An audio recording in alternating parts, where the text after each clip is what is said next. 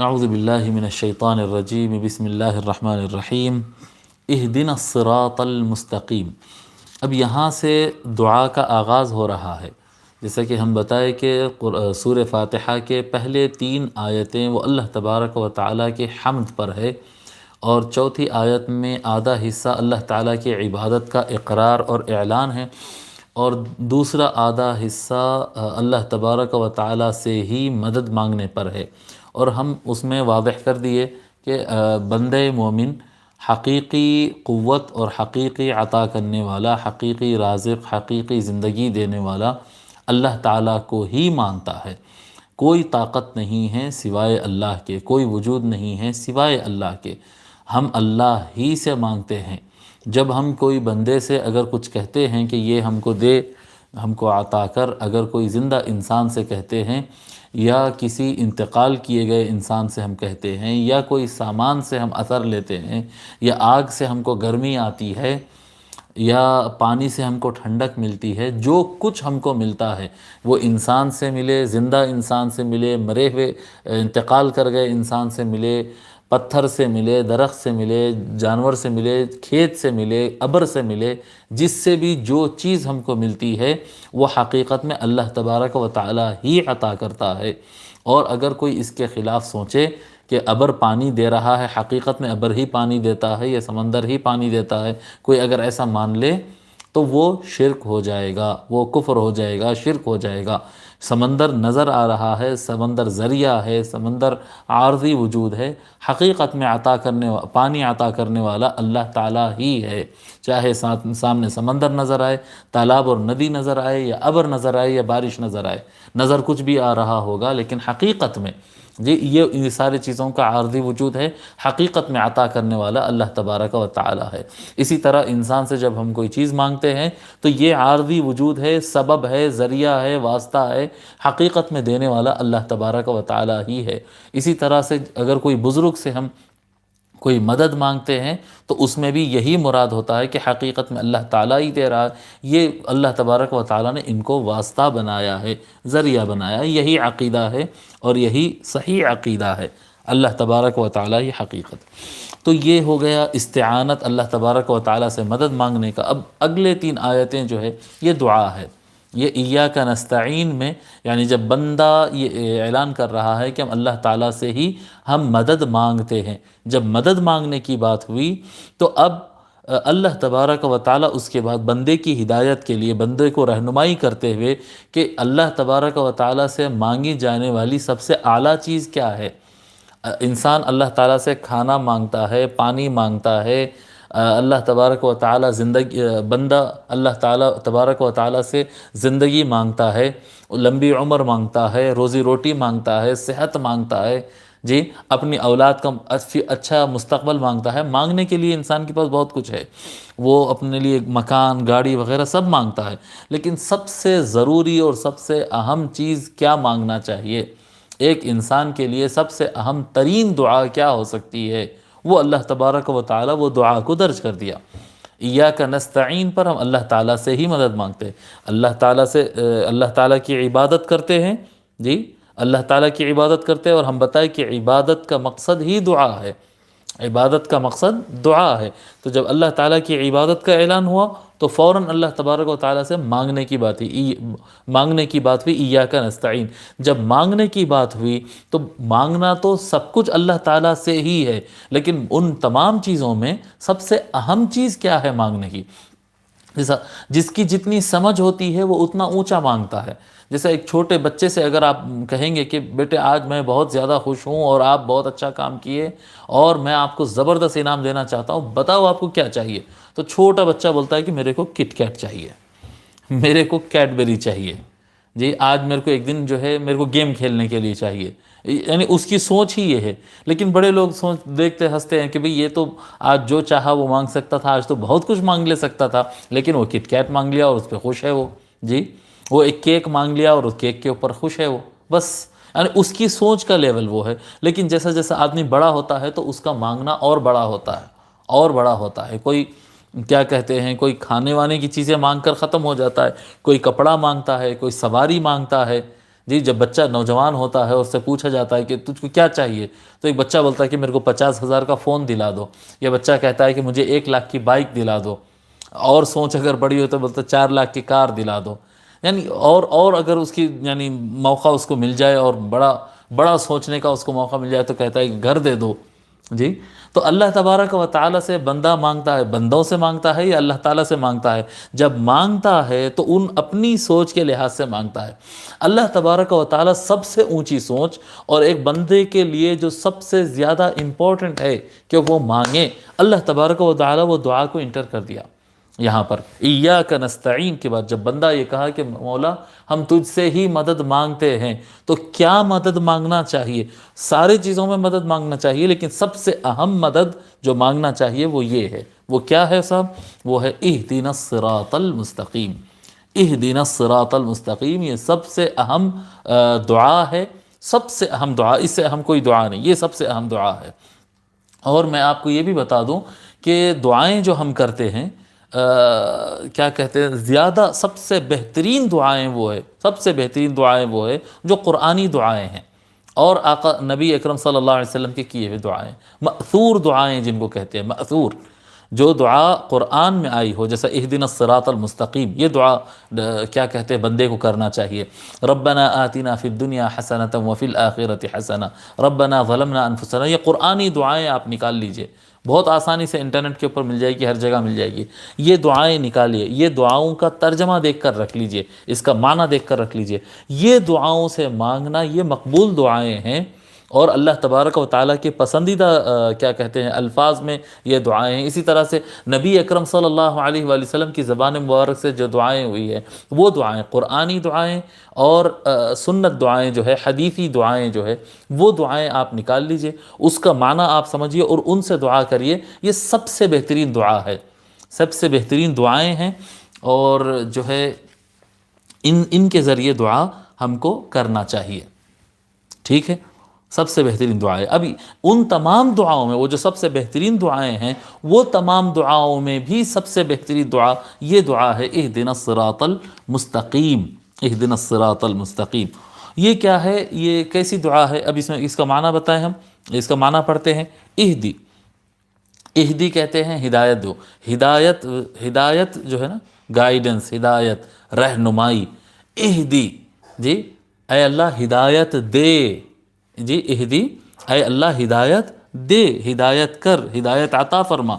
اہدینا، نون الف لگ گیا اس کو، تو مطلب ہم کو، جی اعطی دے، اعطینا ہم کو دے، جی تو اس طرح سے اہدینا ہم کو ہدایت دے۔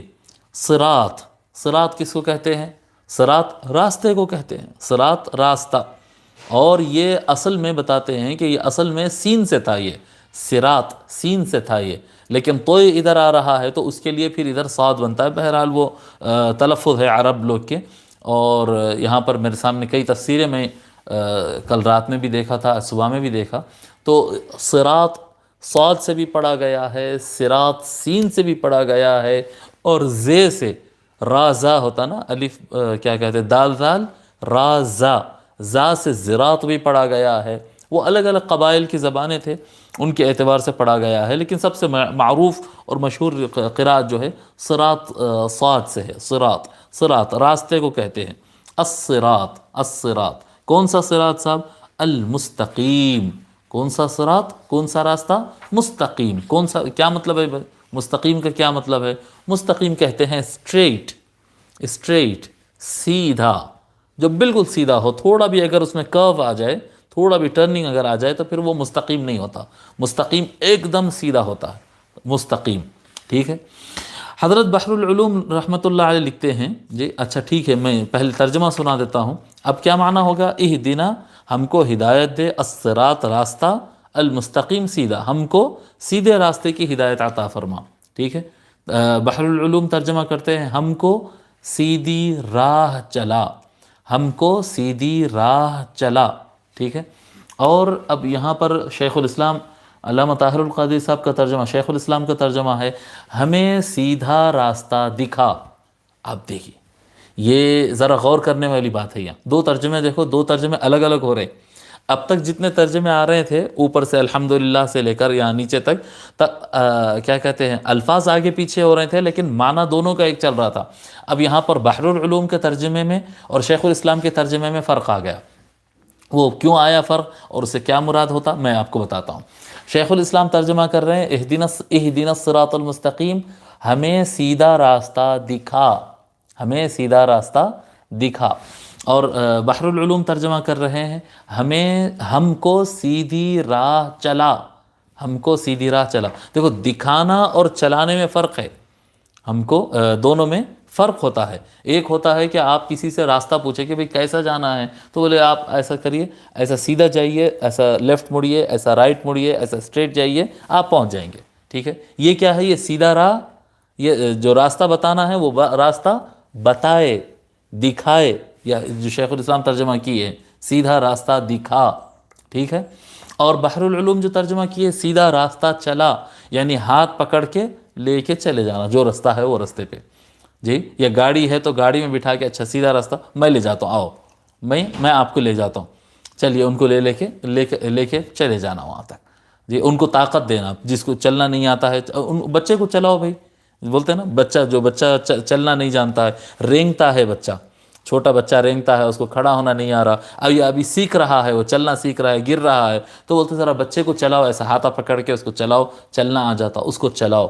تو حضرت فرما رہے ہیں کہ سیدھا راستہ چلا، ہمیں سیدھی راہ چلا. تو یہ دونوں میں فرق کس طرح سے ہو رہا ہے؟ فرق اس طرح سے ہو رہا ہے دونوں میں کہ جو ہدایت ہوتی ہے وہ ہدایت دو طرح کی ہوتی ہے. ادھر بھی اہدنا کا ہی ترجمہ کر رہے ہیں دکھا، یہاں پر اہدنا کا ترجمہ کر رہے ہیں چلا. تو ان دونوں میں فرق کیا ہے؟ ہدایت جو عطا ہوتی ہے وہ دو طریقے کی ہوتی ہے، دو طریقے کی ہوتی ہے. ایک کو کہتے ہیں ہدایت الارشاد اور ایک ہوتا ہے ہدایت معونت. ہدایت ارشاد، ہدایت معونت.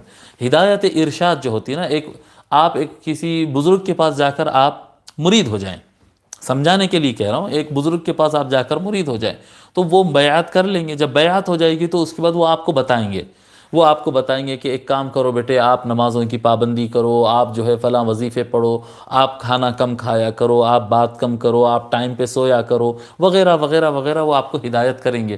پھر آپ ان کے پاس دوبارہ گئے نہیں، وہ لکھ لیے، آپ عمل کر لیے، نہیں کر لیے، آپ چل ہی نہیں رہے. ایک مرید وہ ہوتا ہے جس کے اندر ایک بے چینی ہوتی ہے، تڑپ ہوتی ہے، طلب ہوتی ہے. تو وہ کیا کرتا ہے؟ اپنے شیخ سے، اپنے مرشد سے ہدایت، رہنمائی لے لیتا ہے، لیکن وہ بار بار جا کر پھر کھڑا ہو جاتا ہے کہ حضرت آپ ذکر کرنا تو بتا دیے پر میرے کو ذکر کرنا نہیں آ رہا. تو حضرت بولتے چلو میں ذکر کر رہا ہوں، بیٹھ جاؤ میرے ساتھ، چلو میں ذکر کراتا ہوں. تو اب یہ ذکر خود کرا رہے ہیں. میں جب تک اللہ اللہ کروں گا تم اللہ اللہ کرنا، میں لا الہ الا اللہ پڑھ رہا ہوں تم میرے ساتھ پڑھنا، میں جب قرآن پڑھ رہا ہوں تم میرے ساتھ قرآن پڑھنا، میں نماز پڑھنے کے لیے کھڑا ہو رہا ہوں، آ جاؤ میرے صف میں کھڑے ہو جاؤ میرے ساتھ. تو نماز، اب دیکھو نماز پڑھنے کے لیے کہہ نہیں رہے ہیں، یہ نماز پڑھا رہے ہیں، یہ روزہ رکھا رہے ہیں، یہ ذکر کرا رہے ہیں، یہ قرآن پڑھا رہے ہیں، یہ عقل کھول رہے ہیں. جب شیخ کے ساتھ ہو گئے تو وہ ہر کام وہ خود کرا رہے ہیں. یہ ہوتا ہے راستہ چلانا. جی، ایک ہوتا ہے ہدایت لے لینا، جیسے کہ یہ قرآن کریم ہے، یہ کیا کہتے ہیں، یہ قرآن کریم آ گئی ہاتھ میں، عرفان القرآن، یہ قرآن کریم آ گئی، بس میں قرآن کریم لے لیا اور میرے پاس آ گیا. یہ ہدایت ارشاد ہے. یہ قرآن کریم کیا ہے؟ یہ ہدایت ارشاد ہے. اور نبی اکرم صلی اللہ علیہ وآلہ وسلم کی جو زندگی ہے، نبی اکرم صلی اللہ علیہ وآلہ وسلم ایک صحابی کو جو تعلیم دیتے ہیں، جو صبح شام اٹھتے بیٹھتے، ان کے ساتھ بیٹھ کر کھاتے، ان کے ساتھ چلتے، ان کو کھلا کر بتاتے، ان کو چلا کر بتاتے، ان کو جنگیں لڑ کر بتاتے، ان کو ساتھ میں رکھ کر یہ ہدایت معونت ہے. یہ ہدایت معونت ہے. اس میں کیا ہوتا کہ کبھی مرید جو ہوتا ہے، جو ہدایت لینے والا ہوتا ہے، اس سے کبھی غلطی ہوتی ہے تو استاد ساتھ میں ہوتا ہے، وہ پکڑ لیتا ہے، اس کا ہاتھ تھام لیتا ہے، جی، اس کی غلطیوں کو معاف کرتا ہے، پھر اس کو پکڑتا ہے، غلطی ہوتی ہے پھر مشق کراتا ہے، پھر چلاتا ہے، جی، یہاں تک کہ پھر وہ چلنے لگ جاتا ہے. تو یہ ہدایت دونوں طریقے کی ہوتی ہے، اور دونوں ہدایت ہے، ہدایت ارشاد ہے، ہدایت معونت ہے. اس کے اوپر میرا باضابطہ کیا کہتے ہیں، حقوق المصطفیٰ میں غالباً جہاں تک مجھے یاد آ رہا. بہرحال اس کے اوپر میرا باضابطہ ایک خطاب ہے تعلق بالرسول میں، اب یاد آیا. تعلق بالرسول میری ایک سیریز ہے، اس کے اندر باضابطہ خطاب میں اس کے اقسام اور یہ کس طرح سے ہوتا ہے اور اس کی مثالیں قرآن کریم کے اندر سے میں اس میں دیا ہوں. اگر آپ لوگ چاہیں تو وہ سن سکتے ہیں، وہ چاہے تو سن سکتے ہیں آپ حضرات، اس میں زیادہ ڈیٹیل پتہ چل جائے گی. تو ہدایت دونوں طریقے کی ہوتی ہے. شیخ الاسلام اس طرح کا ترجمہ کیے ہیں اور بحر العلوم اس طرح کا ترجمہ کیے، اور دونوں ترجمے صحیح ہے. دونوں ترجمے صحیح ہے کہ پہلے ہدایت دکھانے والی ہوتی ہے اور اس کے بعد بندے کے جب طلب ہوتی ہے تو پھر ہدایت مدد والی ہوتی ہے. ہدایت ارشاد دکھانا ہوتا ہے، ہدایت معونت مدد کرنا، جی معین الدین کہتے ہیں نا، مدد کرنے والے کو کہتے ہیں، دین کی مدد کرنے والا معین معونت، ہدایت معونت، جی تو مدد کرنے والی. تو اس میں کیا ہوتا ہے؟ چلانا ہوتا ہے. ٹھیک ہے. اب حضرت بحر العلوم رحمۃ اللہ علیہ لکھتے ہیں کہ تمام خطوط، سیدھا خط تمام خطوط سے چھوٹا اور درمیانی ہوتا ہے. جو اسٹریٹ لائن ہوتی ہے نا، دیکھو لائنیں جو کھینچتے ہیں، اب صراط المستقیم، مستقیم کو سمجھاتے ہوئے حضرت لکھتے ہیں کہ جو مستقیم جو ہوتا ہے وہ سب سے سیدھا ہوتا ہے، وہ سب سے سیدھا ہوتا ہے، ایسا بالکل اسٹریٹ ہوتا ہے. سمجھانے کے لیے یہ لے لیا میرے پاس، یہاں پر اسکیل نہیں ہے، یہ کیا ہے کہ اسٹریٹ لائن ہوتی ہے یہ. ٹھیک ہے، یہ سب سے سیدھی رہتی ہے اور بالکل پرفیکٹ رہتی ہے. اس کے علاوہ جتنے لائنیں ہوتی ہیں، جتنے لائنیں، وہ ٹیڑھی میڑھی ہوتی ہے، کوئی ایسی جا رہی ہے، کوئی ایسی جا رہی ہے. آپ کرو لائننگ کر دیجئے، کرو لائننگ، ایک نہیں 1000 لائنیں ایسے آڑے ٹیڑھے آپ لائنیں بنا دیجئے، ایسے بنا دیجئے، ادھر مڑ جائیے، ادھر مڑ جائیے، ہر طرف مڑ جائیے، اور کوئی لائن کو کوئی لائن کے اوپر بٹھانے کی کوشش کریے. ایک لائن کو اٹھائیے دوسرے پہ بٹھائیے، نہیں بیٹھے گی، کیونکہ اس میں کرو پہلے آ گیا، جی موڑ پہلے آ گئی، اور دوسرے میں ذرا بعد میں آئی. کوئی زیادہ گول ہے تو کوئی کم گول ہے، کوئی اسٹیو ٹرن ہو رہا ہے، کوئی 90 ڈگری پہ ٹرن ہو رہا ہے. جب مڑی ہوئی لائنیں رہتی ہے نا تو وہ ایک دوسرے پہ برابر بیٹھتی نہیں ہیں. اور جو اسٹریٹ لائن ہوتی ہے، وہ چھوٹی لائن ہو، وہ بڑی لائن ہو، وہ کیا کہتے ہیں لکڑی پر لگی ہو، وہ کوئی جو اسٹریٹ ہے وہ اسٹریٹ ہے. کہیں پر سے بھی ایک اسٹریٹ لائن کو اٹھا کے لائیے اور دوسری اسٹریٹ لائن پہ بٹھائیے، وہ بیٹھ جائے گی. سیدھی لائن پہ بیٹھ جاتی ہے، لیکن مڑے ہوئے لائنیں ایک دوسرے کے اوپر بیٹھیں گے، اس کی کوئی گارنٹی نہیں ہوتی ہے. اس لیے جو لوگ صراط مستقیم پر رہتے ہیں ان میں جھگڑا نہیں ہوتا. حضرت بحر العلوم رحمۃ اللہ علیہ لکھتے ہیں کہ کیونکہ سارے سیدھے لائنیں ایک دوسرے کے اوپر بیٹھتی ہے، اس لیے جو لوگ صراط مستقیم پر رہتے ہیں، جو صراط مستقیم میں رہتے ہیں، ان کے درمیان جھگڑا اور اختلافات نہیں رہتے. علم میں اختلاف ہوگا، سوچ میں اختلاف ہوگا، لیکن ان کے درمیان جھگڑا نہیں ہوتا ہے.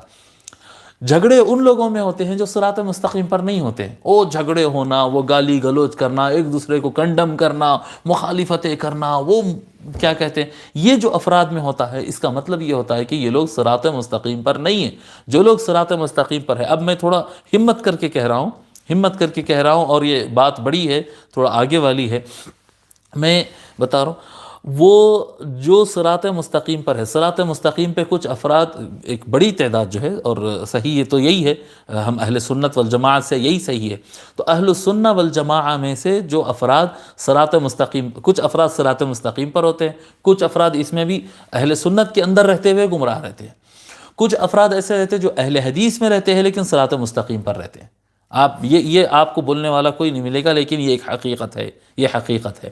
کچھ لوگ ایسے ملیں گے جو کیا کہتے ہیں وہابیوں کے درمیان ہوں گے لیکن صراط مستقیم پر ہوں گے. کچھ ایسے افراد ہوں گے جو شیعہ میں ہوں گے لیکن صراط مستقیم پر ہوں گے. آپ کہیں گے کہ مصعب یہ کیا بات ہوئی، یہ تو عجیب و غریب گفتگو کر رہے ہیں آپ. میں بتا رہا ہوں آپ کو، اہل السنہ والجماعہ ہی صحیح ہے، لیکن صراط مستقیم پر ہونے کا مطلب یہ نہیں ہوتا کہ آدمی کیا کہتے ہیں پوری حقیقت کو پہنچ گیا.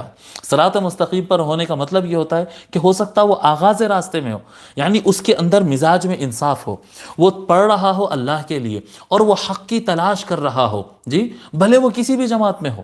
یعنی کئی مرتبہ ایسا ہوتا ہے کہ کوئی انسان کفر میں ہو سکتا ہے، شرک اور مشرک گھرانے میں پیدا ہو سکتا ہے، کافر گھرانے میں، یہودی گھر میں ہو سکتا ہے، عیسائی گھر میں ہو سکتا ہے، ہندو گھر میں ہو سکتا ہے، وہ کسی بھی گھر میں ہو سکتا ہے، لیکن اس کو حق کی تلاش ہے.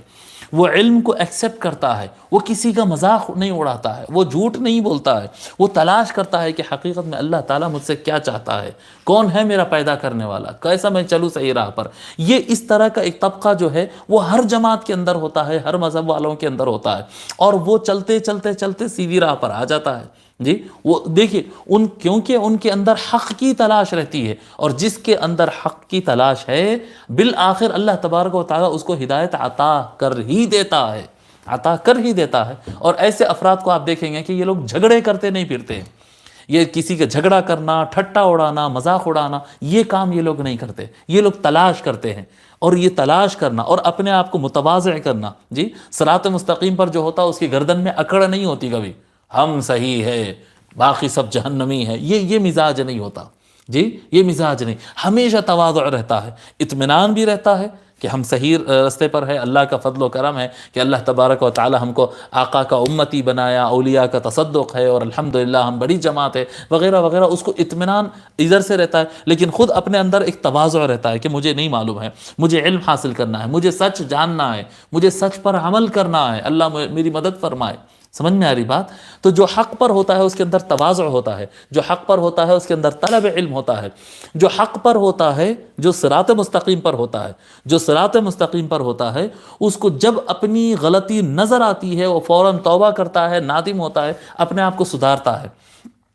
کوئی آدمی ایسا ہوتا ہے کہ وہ قرآن پڑھنے والا ہو، سنت پڑھنے والا ہو، اولیاء کا مرید ہو، فلاں ہو سارے چیزیں، حنفی، قادری، چشتی، شافعی، وہ سارے چیزیں اپنے اندر ہو، بہترین سنی ادارے سے پڑھ کر نکلا ہو، بہت بڑے سلسلے اور کیا کہتے ہیں خانقاہ اور سلسلے اور تصوف سے وابستہ ہو، سب کچھ ہوتا ہو، لیکن اگر اس کے سامنے کوئی چیز غلط نظر آ گئی، اپنے عمل میں، اپنے عقیدے کے کوئی چیز آیت قرآن کی آیت سے ٹکراتے ہوئے یا حدیث سے ٹکراتے ہوئے اس کو نظر آ جائے، نہیں بھئی آیت کو سمجھنا پڑیں گے، اپن غلط کیسا ہو سکتے؟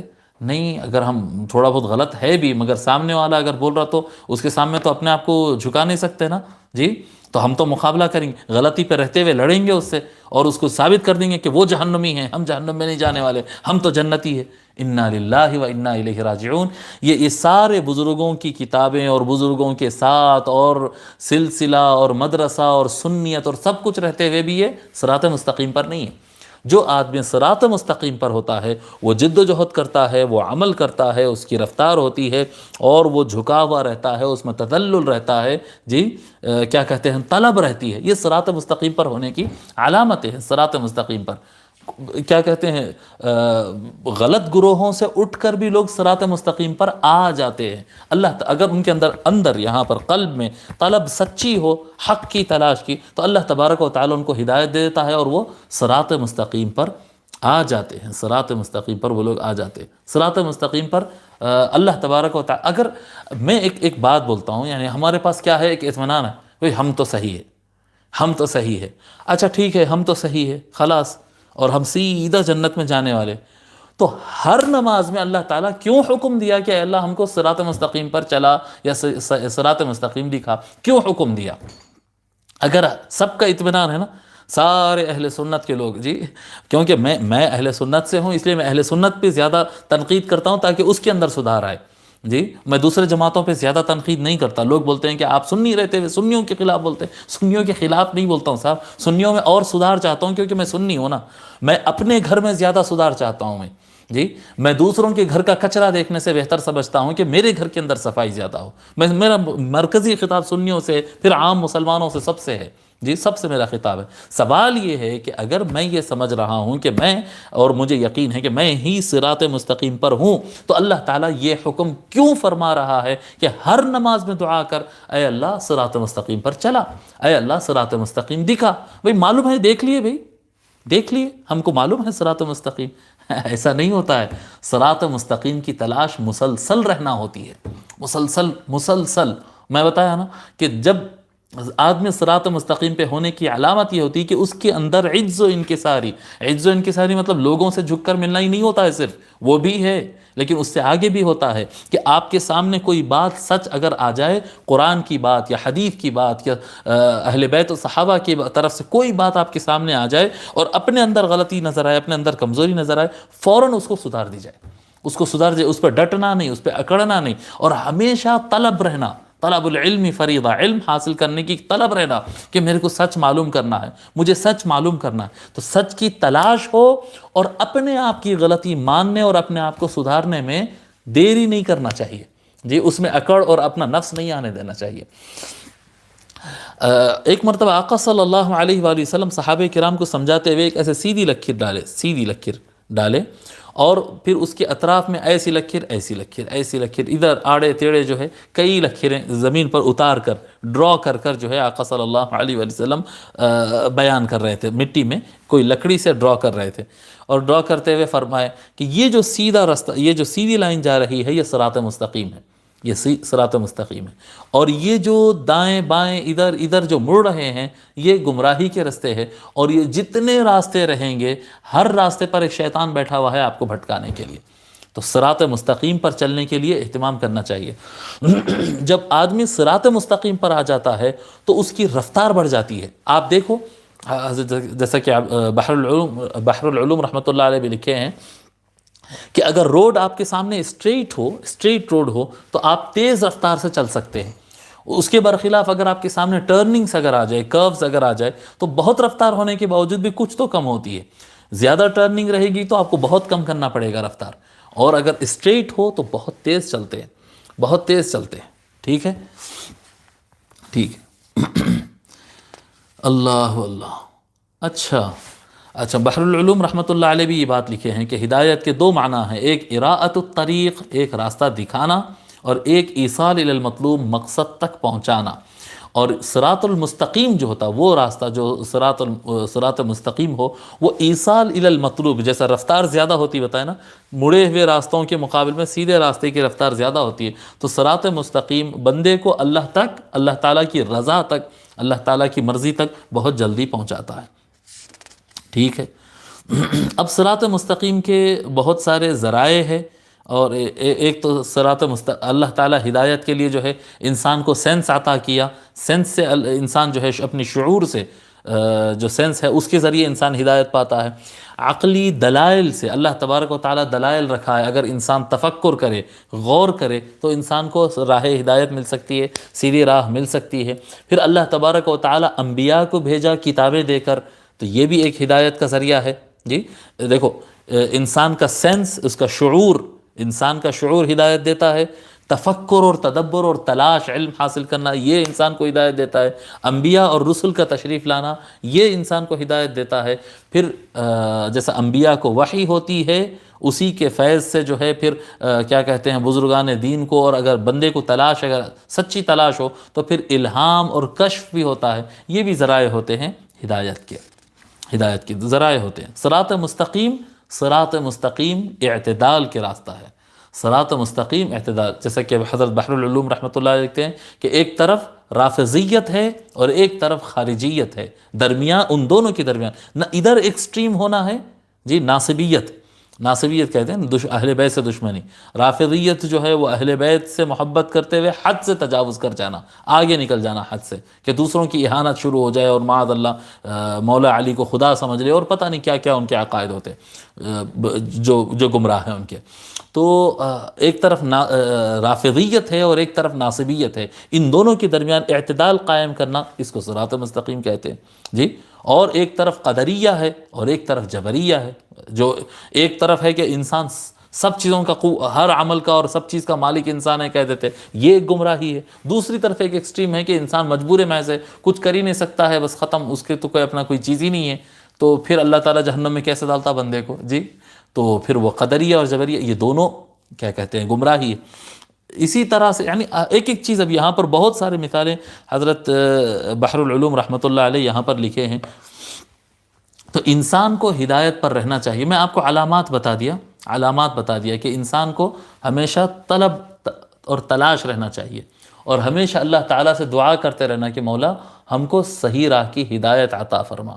ایک معنی اس کے اندر یہ بھی ہے، شاید آپ کو کہیں اور پڑھنے میں ملے، یہاں پر کتابوں میں بھی ہے یہ، کہ ہم کو جو دعا کرتے ہیں اہدنا الصراط المستقیم، اگر قلب مطمئن ہے کہ ہم صحیح راہ پہ چل رہے ہیں، دو ہوتا، ایک ہوتا کہ دل مضطرب ہے، دل پریشان ہے، کیا صحیح ہے، بے چین ہے اندر، تو وہاں پر کہتے ہیں مولا ہم کو سیدھی راہ دکھا، سیدھی راہ چلا، ٹھیک ہے۔ اور ایک معنی اس کا آتا، مولا علی سے روایت ہے، اور ایک معنی اس کا تیسرا معنی یہ آتا کہ جب آپ کا دل مطمئن ہے کہ بھائی میں صحیح چل رہا ہوں، الحمدللہ میں صحیح راہ پہ ہوں. تو وہاں پر اہدنا الصراط المستقیم کا معنی کیا ہوتا کہ صراط مستقیم پر جو ہم ہیں مولا اس پر ہم کو ثابت کر دے، جما دے، استقامت عطا فرما دے، قوت عطا فرما، اسی پر جما دے. ایسا نہ ہو کہ پھر کچھ دن کے بعد بھٹک جاؤں اور بے چین اور پریشان ہو جاؤں. جی تو ہم کو اس پر جما دے. تو اللہ تبارک و تعالیٰ سے ہمیشہ صحیح راہ کی دعا کرتے رہنا ہے.